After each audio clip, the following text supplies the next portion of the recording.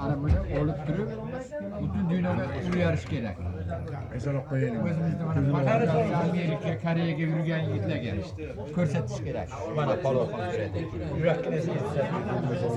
Nasıl olam sen mi?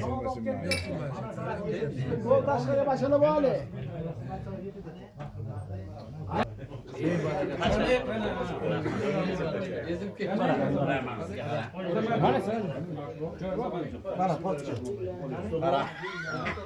Ya Allah. İyi bereket olsun. Ben bunu sen alırım o. Ben bunu o alırım.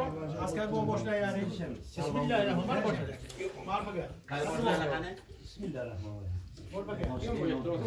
Ağlayalım sağ ol. Akmal yapar mı?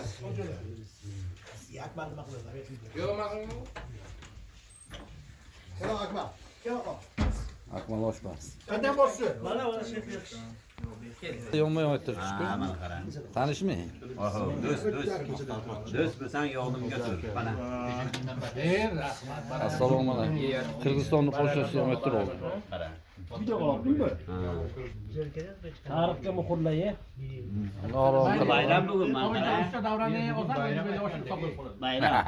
Öttü böyle.